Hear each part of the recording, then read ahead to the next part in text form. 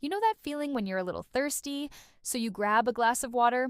Now imagine that. Instead of a glass, it's a giant 10-liter jug, and you have to finish it every day. Welcome to the world of competitive bodybuilding, where the secret to looking like a rock-hard god on stage is to first turn yourself into a human water balloon. But is this an elite performance hack? Or is it one of the most dangerous health gambles an athlete can take? Let's dive in. So, why on earth would anyone drink a bathtub's worth of water every day?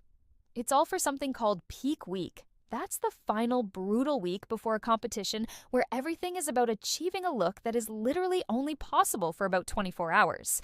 The goal is to get your muscles to look as big and full as possible, while getting the skin on top of them to look paper thin. And the secret to doing that is water. Your muscles are about 75% water. The more hydrated you can get them, the bigger and rounder they look. So, in the first part of the week, bodybuilders start a process called water loading. They drink an insane amount of water. We're talking 8, 10, sometimes 12 liters a day.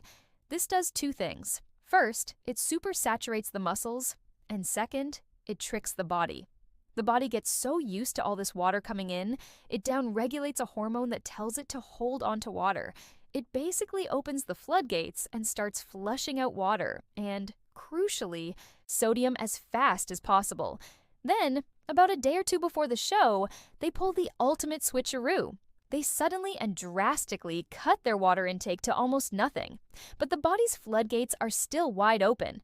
For a short window of time, the body continues to flush out water at a ridiculous rate.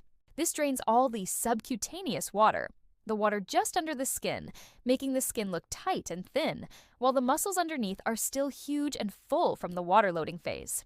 It's a brilliant, high-stakes biological heist, and for a few hours on stage they look superhuman. That's the well for a very specific aesthetic goal. Now for the weird and the genuinely terrifying. Okay, I need to be extremely clear. This is not a health practice.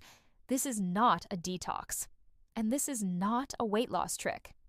Drinking this much water, especially while manipulating your sodium levels, can be deadly.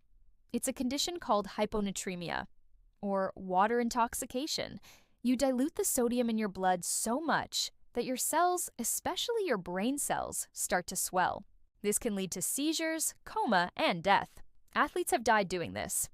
So, the final verdict: is fitness saturation weird but well?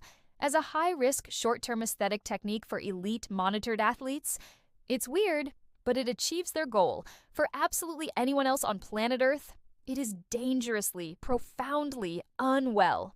It is a perfect example of the extreme lengths people will go to push the boundaries of the human body.